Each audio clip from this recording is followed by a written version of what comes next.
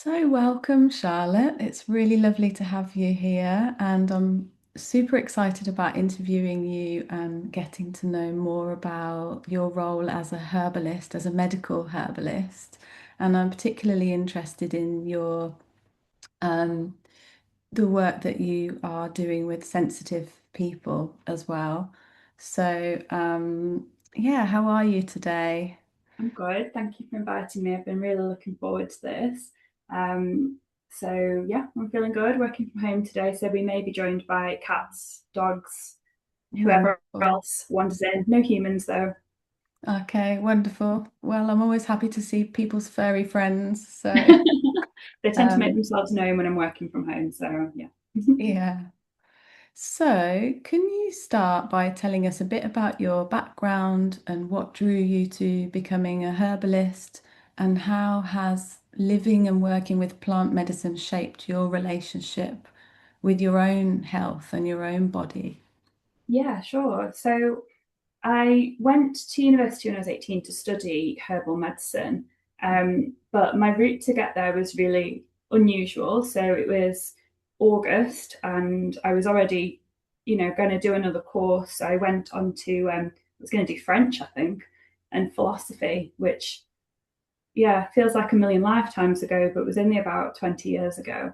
Mm. And then I was just on the UCAS website looking at the clearing options. So obviously I wasn't completely sold on my course, otherwise I wouldn't have been on there. And I was just scrolling down. I got to H and I noticed a course in herbal medicine. It just really intrigued me. Mm. I knew absolutely nothing about it. Didn't have a single herbal book. Had only sort of had chamomile tea from the supermarket. And this was before you had like decent brands in the supermarket. Like we've got a few decent options now, like Pucker and Tea Pigs. This was just in the sort of Yeah. Twinings days. So I hadn't had any real experiences with herbal medicine, but I've reflected on this quite a bit over the years because I get asked a lot in the shop what drew me to herbal medicine. I don't have a solid answer. It just felt like a calling, if that doesn't sound too worthy and noble. It just felt like Mhm. when I read those words, something lit up inside me and I knew I had to do it. Yeah. It was really weird. So I applied, went to the interview up in Preston, and somehow passed the interview. And I'm still not sure how because I knew nothing. They must have just seen that I was passionate, and that must have been good enough at the tail end of the Mhm. clearing process. So I Yeah. started 3 weeks later. Wow. And that was that really. And it was the biggest learning curve of my life. It was absolutely wonderful. This is Mars. Oh, Um, hello. so yeah, it was wonderful, and it was affectionately known as the self development course between us as student herbalists. And um, that was the first university I attended. I did change halfway through to finish up at Lincoln University, but at the first uni, which was University of Central Lancashire, we trained in the same clinics as homeopaths. Hmm. And in the second university, University of Lincoln, we trained in the same clinic as acupuncturists. So I feel like I got to know a lot of interesting people on my journey. And even though we were studying completely different modalities, we would see each other in anatomy and physiology classes because that was the same across the board. So it was great having that split experience. Actually, I felt it really informed my learning journey and my self development as a person. Yeah. Yeah, to answer the second part of your question, Mhm. I suppose I've spoken to a lot of herbalists about this. Becoming a herbalist is becoming more of yourself. That's how it should be Yeah. because it's a healing modality. So if you're going to put yourself in this position where you are purporting to heal other people or help them on their healing journey, you have to be in a decent place yourself. And it's walking that line between being a, 18-year-old who doesn't really know themselves very well. I'm sure that's not the case for every 18-year-old, but that was certainly true for me. And wanting to be a practitioner who knows everything because I have a perfectionist tendency, and realizing that's never going to happen. And if you think you've achieved that perfection, like you're in need of some supervision, like something's gone wrong because you no longer have you've drank your own Kool-Aid too much. So it's walking that path between knowing that you don't know as much as you will ever want to know, and knowing that you are in a good, solid, foundational place to help other people on their healing journeys. And I really think that's the work of a lifetime, Hayley. Yeah. I'm 37, I'll be 38 this year. I know more and more every year. And that's great, but it's also terrifying because you can get into your head thinking, well, if this is how much I know this year, how much more am I going to know next year? Shouldn't I wait till next year to do X, Y, and Z? And you can get into procrastination and stop stepping forward. So, yeah, Yeah, I any sort of healing totally modality is going relate. to take you on that journey of, I know enough, good enough is good enough. You know, if you're a safe, effective practitioner, it's okay to learn more every year and to just hold that. Mm. Yeah, absolutely. And you can hold yourself back when you have perfectionist tendencies for sure. It sounds like you've got a good balance there. And I can relate as well, being a psychotherapist. And the more I learn, the more I realize I don't know. And I'm like, oh, I really could do with doing some training in like ADHD and maybe a bit more trauma training and this and that. But also, I know that I have enough knowledge to support people. And yeah, so I can relate to that. And I love that you called the degree like a self-development degree. And Yeah. yeah, you're We saying, all called it that. I think at one point it was affectionately known as the divorce course, oh gosh. which was also what they said when I was doing my counselling masters as well. That was also affectionately Yeah, called the divorce course. yeah, So, I've heard that. and Yeah. that was true for me. Not at 18, but when I did my counselling, you know, years later, that was true for me. But I think anything could be a catalyst for that. If you are on a self-development journey and wanting to be your best self, if you're with someone who's quite stagnant, there's going to be that mismatch, whether that's friends or partners. So it's honoring that you're always going to be in this momentum of upward spiraling, ideally, as Mm. a practitioner. So it's been quite And the journey. yeah, and from what I can see, you're still very much in that upward spiral. Like, I guess that's part of you, and it always will be. Always, yeah. I mean, I got stuck for quite a while in this perfectionist idea of, oh, I'll do another course, I'll do another course. Yeah. And it's actually a form of avoidance, or it was for me. And I Mm. think it's true for a lot of women who are maybe on the spectrum, maybe highly intelligent, highly capable, but have this imposter syndrome as well. We think if we Yeah. just have one more degree, and actually it prevents us from taking that action, and we grow in that action, and that action helps us to fail, and that failure builds self-development and self-trust, and that's actually the real lesson. So I'm not Yeah. going back to uni anytime soon, but watch this space. I'm sure something will crop up again that I Might want to come up. study. Yeah. So, for anyone who isn't familiar with herbalism, what does it involve? What does your day-to-day work look like? And what or who tends to come to you for support? So I tend to see people who are at the end of their tether. I'm used to being a Yeah. last resort. I think every clinical herbalist is. And that's absolutely fine. So we hold space for that point in people's life where they've been through the change cycle enough on their own. They've maybe had some decent results, but not where they want to be. And they're really sort of at rock bottom, really. I mean, we're not perhaps in mental crisis, but in terms of a bit of resignation towards their health, a bit of, well, this maybe is as good as it gets. I'll just try this last ditch thing. I tend to work with a lot of sensitive, neurodiverse folks, a lot of people living with chronic illnesses, a lot of long COVID, obviously since 2021 onwards, really. So that's been really interesting. Again, back to that self development thing, we didn't get any training on that because it didn't exist. That's been fascinating to read the latest research and to connect the dots. And um, in terms of what my day looks like, there's so many different ways to be a herbalist, but I'm a medical herbalist, or if you've got any American viewers, they'll call it clinical herbalism. It's largely the same thing. Mhm. But you get a lot of herbalists that go into research. So a couple of the folks that I trained with went to work with large corporations, and worked in their sort of research lab. You've Yeah. got some that go on to do community herbalism, very grassroots stuff. I love that. That's also been a little bit of my path as well. I've really enjoyed that.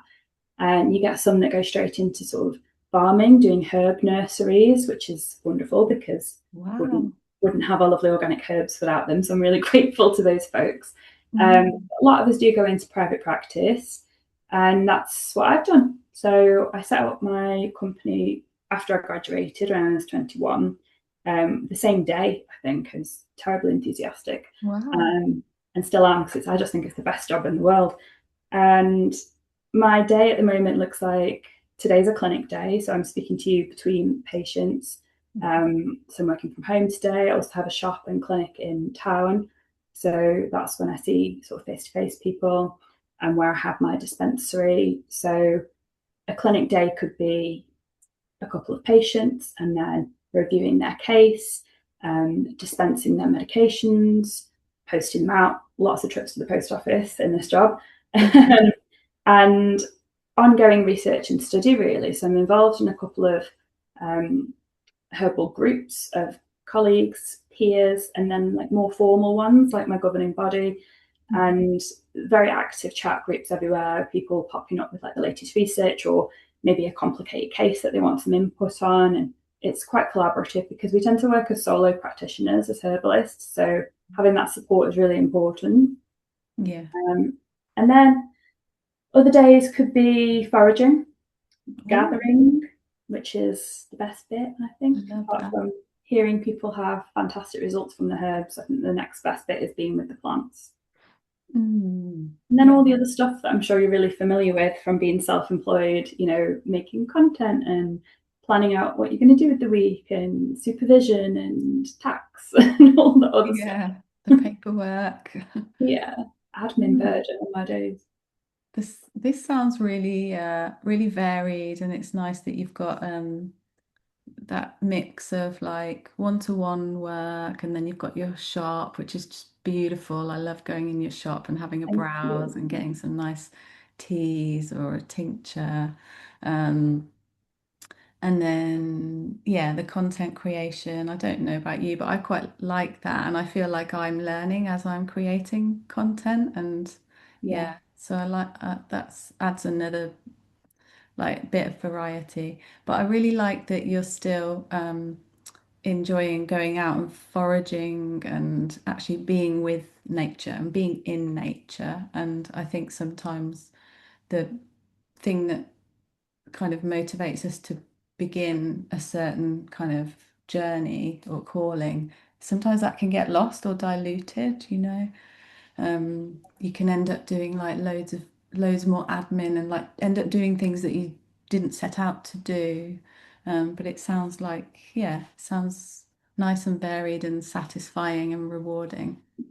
It's certainly varied, and that really suits my ADHD because I have a wide range of interests and a relatively short attention span. So I need depth work with patients, and then I need maybe shorter stuff like filming a TikTok for 2 minutes. And Yeah. I resonate with what you said there about enjoying the content. I used to see it as a slog, but I see it as a creative process now, and that's Yeah. really important, I think. And it's a great way to have a chat with yourself about how you feel about your own visibility. And that's really important, especially if you've got a history of imposter syndrome, which I have. Mhm. And a lot of my patients deal with that as well. So it makes me more accountable to myself and also more able to relate to them on their journey.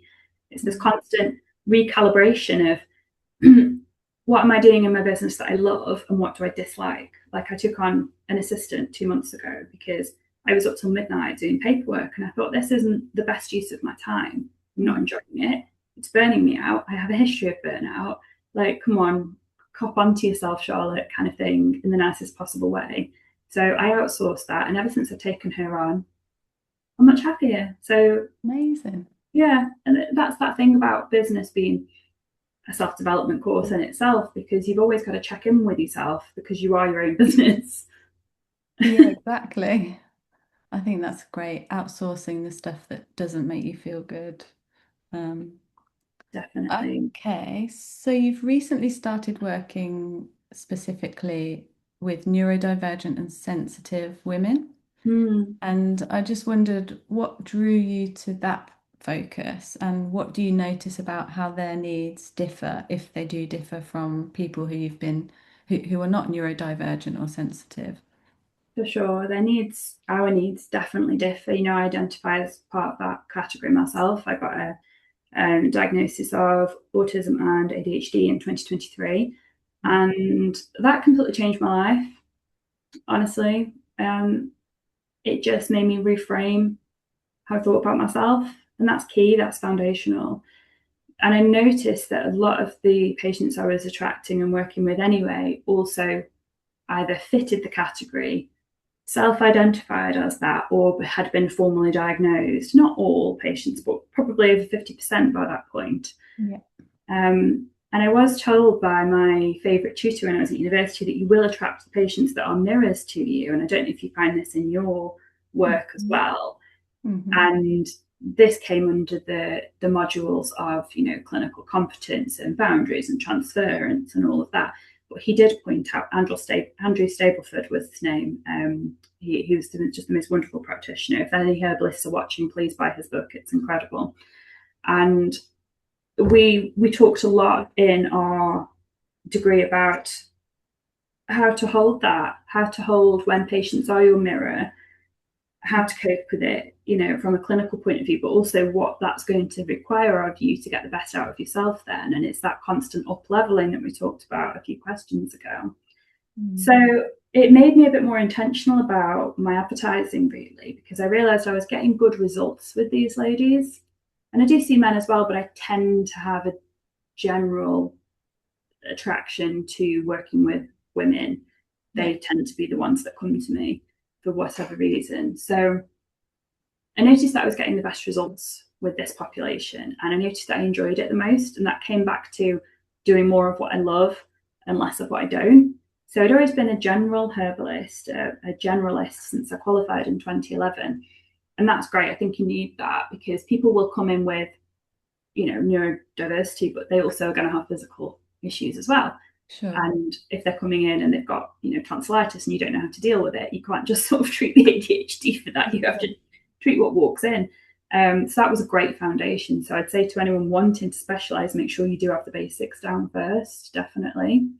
And I just think that we're massively medically neglected as a cohort, really.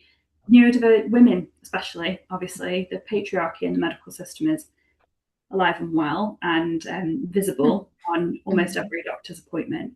That goes double if you have a chronic illness. That goes triple if you have neurodiversity and a chronic illness, and they go hand in hand. So, what we know about the neurodivergent women's experience is that they are largely medically neglected. Their diagnosis takes a long time, both for the primary concern of neurodiversity and then the co occurring, or what a lot of practitioners would call comorbid symptoms and syndromes. So, things like fibromyalgia, chronic fatigue syndrome, ME, history of alcohol and drug dependency, all of these things are co-occurring in the same sort of clusters. So it doesn't make any sense to go to different practitioners to get them all sort of diagnosed differently. And when the body is one system, Yeah. that's the whole point of a holistic service, is that we are able to connect those dots, see the patterns, and treat the person and the underlying sort of fire, really, which is quite often in the nervous system and in the neurology. Yeah, right. So you're really supporting people in a very holistic way. And yeah, you're seeing, like you said, a big chunk of the people who you were seeing when you were a general medical herbalist tended to fall under that category of neurodivergent, sensitive women. Mm. So yeah, um, Usually, probably because the medical system had failed them and they were still feeling rubbish. So they were still mm, seeking answers. yeah, And thank God they were, because we do have to be our own biggest advocate, really. If you're living with unusual or less commonly known about conditions, you do have to go down these little rabbit holes on your own, present your own research to your own doctor, and ask for some results. So mm, I was naturally supporting these people to do that anyway. And then I just wanted to formally specialize in it because if you can help the most people you can, like that's the whole point of my job. mm, yeah, right. So, are there particular herbs or plants that come up again and again for women who are sensitive, or like I suppose you're also perhaps treating, like you said, fatigue or maybe anxiety or burnout or overwhelm, because people who are sensitive tend to also experience those challenges. Mm. Yeah, I think every herbalist has got their favourites. I've got a dispensary of a couple of hundred herbs, but there's probably 20 that I would, if I had to, just keep in my dispensary.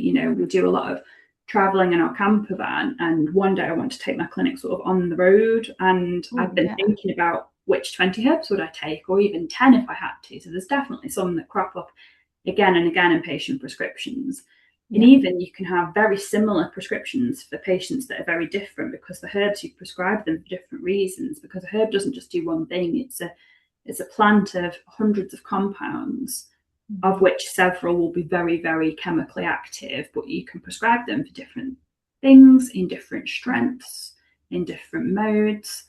But some of my top ones would probably be oat tops, milky oat tops, which are, as the name suggests, the very top of the oat plant that are quite green.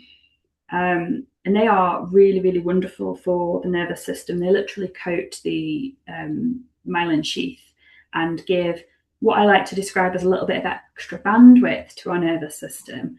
So they're Mm. really commonly prescribed for burnout, or people who have a tendency to burn out, or people who might be on the road to burnout. So they're a food, basically. A Wow. lot of herbs are, but in Mm. the proper amounts, in the proper strengths, they can be medicine. It's all kind of on a spectrum, the same as, you've got poison in a tiny, tiny amount could be medicinal. And you've Yeah. got foods in a very, very strong amount could be medicine. It's all a spectrum, like so much of life. So oats would be my number one go-to, I think. Um, Wow. Caveat that if you are celiac, you're probably not going to want to be taking oats because they can potentially flare up. And Yeah. again, I see a lot of celiacs because these things tend to co-occur. So if I Mm. can't use oats, I might use something like lime flower, which is the blossom of the lime tree. And that's a gorgeous remedy. It's a cardiac tropho restorative, which just means it's a food for the heart. It restores the heart muscle. And the heart can be the seat of a lot of um, anxiety as well. If you're getting a lot of panic attacks with cardiac symptoms, palpitations, breathlessness, and so on, that can put strain on the heart. So we want to look at nourishing that heart with something like lime flower. Yeah. And lime flower is a wonderful nervine as well. So that just means to calm, to soothe, to promote balance. So I use a lot of nervines in clinic. Um, and yeah, it's probably my most used category of herbs actually for the patients that I see. I tend to focus on stabilizing with Hmm. the first few months. I usually work with, say, 6 to 9 months for most patients, maybe 12 if they're quite complex or if they want extra support. Hmm. But those first couple of months, I will focus on stabilizing that person, getting them feeling reassured, getting them down regulated, getting them feeling more in control, starting some self esteem work before we go in and look at anything very specific. Like if we've got a lady who's come in for perimenopause, Yeah. feeling quite overwhelmed by things. Yes, there's a hormonal aspect that we need to address, but that will require more change. Yeah. So we have to be from a nervous system resourced place in the nervous system to facilitate that healthy change.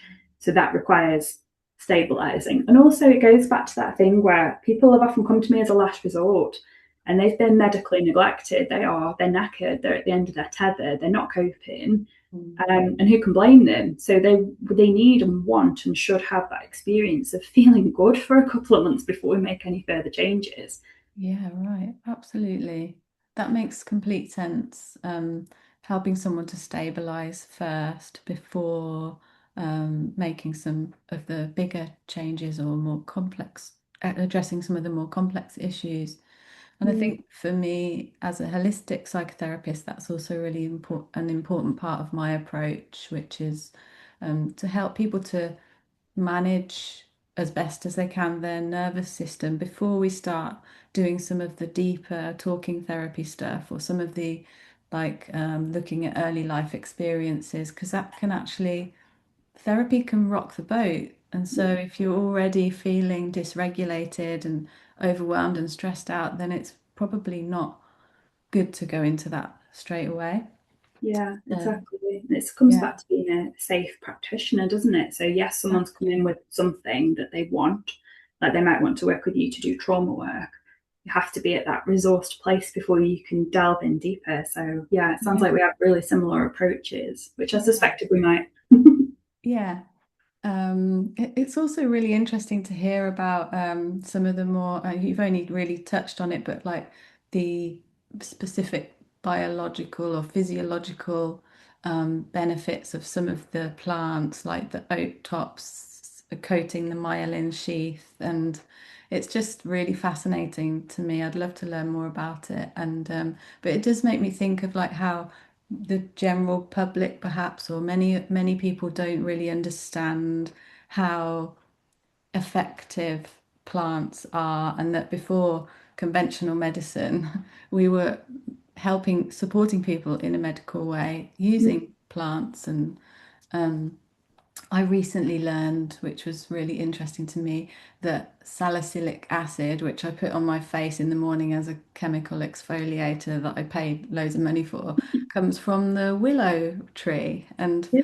I was like helping out at a farm the other week, and we were coppicing willow, and the guy was like, "Look, look," and he like showed me this like salicylic acid coming out, and I was like, "Oh, I put that on my face in the morning." And it just, yeah, it's very interesting to me, but still a new area. Yeah. Um, It's amazing the crossover and the things that are just in our everyday life that are from plants. They've always been part of yeah, evolutionary history. You know, we need plants. It's just sort of bringing the attention to that. yeah, My whole life's work. So I yeah. love being able to talk about it. So, what's your take on the relationship? You have touched on the nervous system.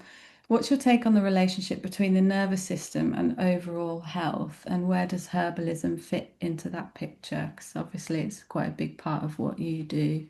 Yeah, hugely. I think nervous system has a foundational impact on our health, especially if we are looking at that subset of the population who identify as sensitive, neurodivergent, um, because our nervous system can give us the bandwidth for how much healing we can actually do, but Mm, it can also be the cause of so many illnesses. Just for myself, I developed fibromyalgia a couple of years ago, and when I trace it back, I can completely see that it was from burnout.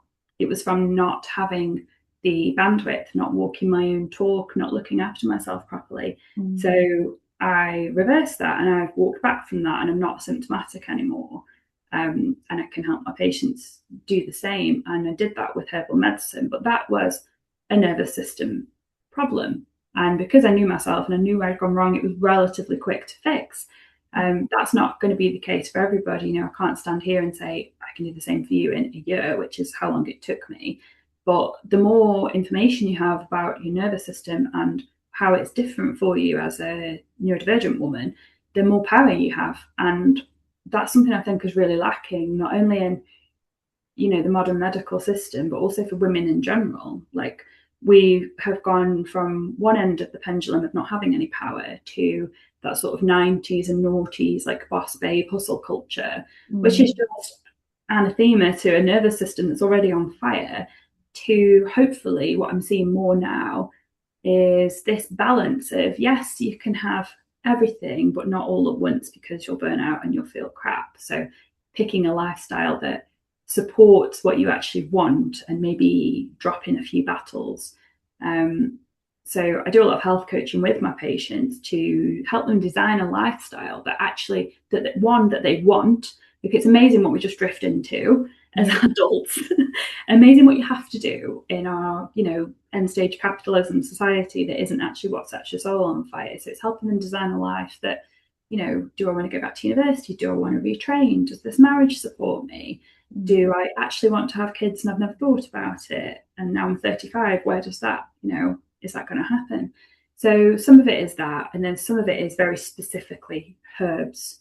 So yeah, herbal medicine is really well, I would say this, but it's really, really key for helping us regulate our nervous system, because these plants contain active compounds that we have the receptors for already in our brains. Like we need them, we've evolved with them, and they've always been part of our diet.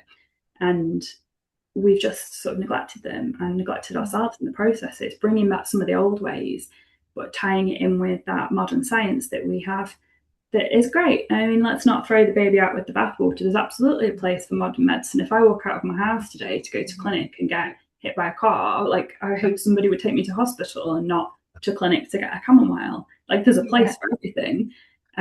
But before we get to that point, there's a lot we can do, both at home and with a herbalist practitioner, to right what's gone wrong, basically. So you've got herbs that can come in and reassure that nervous system as we're making changes, like we've talked about, which can be destabilizing. You've got herbs like lemon balm, which I know you've had before from me.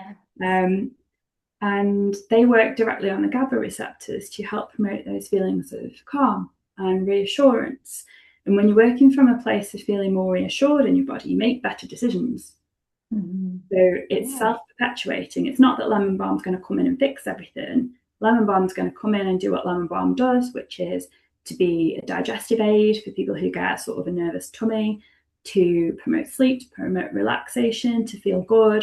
And then when you're feeling good, you're going to reach for the right foods. You're going to choose to go to bed at a decent time. You're going to have a more bounded conversation with someone instead of getting steamrolled over. So it's all like an upward spiral, like we talked about. Yeah, that's a beautiful way of putting it, and hopefully also quite motivating and inspiring for people who are thinking about trying it but aren't sure, is it going to help, or is it, is it a waste of money, or can I be bothered? But to me, it sounds like it's like this idea that every tiny decision we make actually really impacts the next tiny decision that we make, and it has this amazing snowball effect. So yeah. It is. And it's just making the right choices in tiny amounts day to day without overwhelming ourselves. Yeah, and putting too much pressure on ourselves. Exactly. The minute we come in with pressure, you get shut down, you don't feel good, you're not going to make the decisions that are best for you. I'm very much about low pressure, habit stacking, doing what's already working for you, not bulldozing the whole thing down. Yeah. And the health coaching sounds great as well. I love that you are combining all of these different elements. And that leads on to the next question, really, which is how do you think about herbalism alongside other forms of support like therapy or breathwork or medication? And what do you think about the integration of all these aspects? I think you've already touched on that in your previous answers. Yeah, ideally, we'd have this holistic, integrated practice, because herbal medicine is one modality. Yeah. It's not the be all and end all. I mean, it is for me. It's my whole life. It's what works for me. It's what works for my patients. But I think we're given so many modalities in the world because something's going to work for you, and it may not be this exactly. But also, a lot of them can combine really well. So, breath work, for example, is a wonderful tool for down regulating the nervous system, feeling more in control, completely free once you've learned the techniques. You can do it on the bus. You don't have to be taking anything with you. There's a huge amount of benefits to it. And I do some simple stuff like that with patients, but I'm not trained in it. I hope to be one day, but I'm in a phase of doing rather than learning at the moment. And then something like medication, absolutely it's got a place. If you're in mental crisis and you need to be on certain medications, I'm not going to dispel that. I can prescribe around it. When you and your prescriber have decided to change the dose on that or come off it altogether, herbs can step in and take more of a sort of biologic approach to maybe replace what's coming off. I see a lot of people who are in the process of coming off antidepressants, which they're doing safely with their prescriber, and they want like a little buffer almost. And herbs have a great place for that. I do think there's a massive conversation to be had about us all working together. I don't believe in competition. I just don't believe in it. I would love to work with any other herbalist, any other practitioner, even if we have the same client base, because why would you not want to reach more people or help them to Yeah. get the most out of what they're doing? Like, we're all working towards the same ends, basically. I hope we all succeed. Um, so yeah, integration is huge, and I think the more we can work together, the better results we're going to get for our patients. And for me, that's everything. Yeah. And then we will have a more healthy and happy society, which just that's what we want, isn't it? We That's the want whole people to point. be feeling their best selves. Yeah, absolutely. And I think with this subset of people that we both work with, I find them to be hugely gifted. They're all, almost always Yeah. above average intelligence. Not that that's everything by a long stretch, it's just something I've noticed. They've always got this untapped potential, these gifts that they just don't have the emotional or nervous system bandwidth to do much with. And Mhm. that's partly a societal problem. But if we can all work together to help people unlock their potential, like, imagine what could be done. It's incredibly exciting to think about. It is, isn't it? Yeah, very exciting. So what do you wish more women knew about plant medicine before they dismiss it or assume that it's not for them? Ooh, how long have you got? Mm. I suppose the key takeaway before I go on a little ramble would be that if you've been told by a conventional medical practitioner that Yeah, that's it, there's no more they can do for you, that's just their modality. That doesn't mean there's nothing more I or another practitioner can do for you. There is still hope, even if you've not been told that. There's no such thing as someone who's too complex to work with. There's no such thing as being written off by me or any other herbalist that I know. There's always something that can be done, whether that's looking at reducing your inflammation so you're less dependent on your painkillers, which most people want to be less dependent on. If you don't want to yeah, be, again, that's completely fine. Whether that's improving your sleep, which is then going to have that positive knock on effect on your inflammation anyway and your mental health. There's always something that can be done. It's never a hopeless case, absolutely never.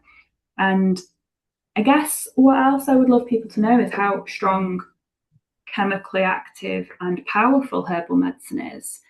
Herbal medicine doesn't just have to be sort of supplements that you can buy from Amazon or tea that you can pick up at the supermarket. Like, that's the barest, merest, tiniest active compound in it because it's made for the mass market for the most profit. yeah, An actual medical herbalist will get you the strongest stuff available because we can buy things from our suppliers that you have to be a registered herbalist in order to purchase. They're behind a certain wall. So if you go onto something like Herbal Apothecary, there's a section that you as the public can purchase from, and then you have to use your professional login to get to the good stuff, the really strong stuff that's yeah, prescription only, which is not available in the shop. It's all kept downstairs. It has to be kept sort of locked away because it's so strong. Like, there's a reason that those rules are in place. Is because they're really strong, and because they're really strong, they can help you. So yeah. I just wish people knew the power and the strength of it because Mhm. it's life changing. It can be completely life changing. It's incredible. Yeah, I think that's really key what you said. Just because someone else has said they can't help you, it doesn't mean that you can't be helped by somebody else. Yeah, I've got to look at the parameters. Like, I have so many women coming to me with a batch of blood tests, which I do request, and you're like, their ferritin, their iron might be within the normal parameters, but it might be like 10, and the lowest parameter is just 2 off from that, and they might be feeling exhausted, palpitations, breathlessness, the hair falling out. Just because it's normal and not subclinical doesn't mean that that's their optimum, doesn't mean that that's, okay, so they're not going to be given iron tablets, but I can give them iron rich herbs. And then suddenly their hair's growing back and they, Yeah. have more energy. And, Yeah. not just about what works for those regular medical parameters, it's about what's optimum for that person. It comes back to being holistic and actually looking what the problem is, not looking at what your piece of paper says. Mm. So, what does your own nourishment and self-care practice look like, and what keeps you rooted? Oh man, it's my whole life. So my journey back from chronic illness meant that I had to have a bit of a word with myself about the way that I was living, really, Hayley. And so have had to take it really seriously. especially since my diagnosis in 2023. So, yeah, 3 years ago now, I've been really, really hot on making myself a priority, which we are historically terrible at as women, especially if you're also a mother, which I am, if you're running a household, which most of us are. Yeah. Um, we tend to be bottom of the pile, and I've had to be really, really selfish about putting myself at the top of the pile. And that, for me, that looks like 2 yoga classes a week, somatic stretching at home, releasing my fascia at home, which holds stored trauma and can lead to inflammation. It's not just using herbs to reduce inflammation, it's looking at what's causing it. You know, you can play this game forever with Mm. your lifestyle, but at some point you're going to have to address what's actually causing it. Are you working too much? Is the way that you're working not suiting you? Yeah. For me, one of the biggest things that I've done is get myself onto a really consistent, strong herbal regimen and practicing what I preach. You know, I self prescribe for myself and I check in with another herbalist because we've all got our own blind spots to get something that's really powerful for me. So I've got them here actually, I can show you. So Oh, yes, please. that's my own mix. It's this Wow. massive 1 litre bottle. And so every quarter, every 3 months, I will change up my mix. So I'll have like a spring mix and a summer mix. So I have a tendency to get very hot in summer and very dysregulated because ADHD, hypothalamus. So I have a lot of cooling herbs in there, herbs to help with migraine because I have a tendency to get more in summer if I don't Mm. take the herbs. And then in spring now, like we're focusing on liver detox and getting rid of that sort of extra winter weight that we've accumulated and Mm. adjusting to the new amounts of light, which can trigger migraines in folks who are sensitive. Again, that goes along with the whole neurodiversity thing. So every quarter, I will change what's in my mix. In autumn, I might put in some more things to be rooted, to be grounded. I tend to do a lot more studying in autumn, so maybe a bit of rosemary to help with the focus. So take 2 shots of that every day, and I'm absolutely religious about it. Amazing. Yeah, and then I've got my herbal teas as well because I love a good tea. So I've got my daytime mix here. Ooh, looks lovely. It's so pretty. It's got nettle and oats and calendula, red raspberry leaf, and lemon balm in. So that's my sort of general go-to multivitamin herbal tea. Mm. Mm. So it does a lot of things that we definitely wouldn't have time to delve into today, but that's sort of my herbalist approved daytime mix. There's Yeah. contraindications to all of those. So if you've got somebody watching who sort of identifies with what I've said, just check in, make sure that it's safe for any medications that you may be on. Mm. And then I've got my nighttime mix as well, which is my favourite. I can't wait to have this every evening. And this just smells amazing. It's got rose, passiflora, skullcap, and lavender in. Really Lovely. I amazing. love rose. It's Yeah, gorgeous. it's definitely one of my favourites. It's there's so many studies on the benefits of rose as well. Oh, Um, wow. one of the herbs I do work with, I should have mentioned in your earlier question actually, it's one of the herbs I put in. Probably most patients when they first come to me would have rose in some form because it really helps with self-esteem. When you have come in from that sort of rock bottom place, you're going to need that support. Amazing. Yeah, Okay. it's in my mix because it promotes sweet dreams. So Oh, love it. yeah, and then I do a lot of like work on the allotment, walking the dog, a lot of Yeah. body-based stuff to get you out of your head and into the ground and to stay rooted, as you so beautifully put it. Yeah. Sounds amazing. Sounds wonderful. Um, so finally, if someone is listening and thinking, I need this, how do they find you? What's the best first step for working with you? And also, yeah, like if you could let us know about your website, and I'll pop your links as well to your website and socials in below the YouTube video as well. Thank you. Yeah, so I'd say my website would be the best first point of call, really. So it's homestead-herbal.org. And there's an inquiry form at the bottom. You can just send a message saying, hey, I resonated with the video. I'd like to explore X, Y, and Z. Or if you go to the same website and click onto services, you can just book straight into my calendar. There's usually a couple of weeks wait list. So it'd be sort of May now if you're watching at the time of release. I do a lot of work online, so a lot of my clinics are remote, so it doesn't matter where you work, where you are, we can still work together, and I can post the herbs out. So yeah, people are welcome to send an inquiry if they want more information or to just book straight in, really. And I'm always open to hearing feedback about anything they'd like to discuss further, really. Mm, great. Well, thank you so much. It's been a really fascinating conversation, and I'm really keen to pop into the shop again and ask you a few more questions about your daily tea and the big liter bottle. What do you call that? Like your So that's a tincture. So tincture mix. tincture means liquid herbs. Yeah, Yeah, that's the big boy. I've got my yeah. partner on a similar sized one as well, and hers is quite bitter, and she always rolls her eyes when she's taking it. So yeah. Yeah.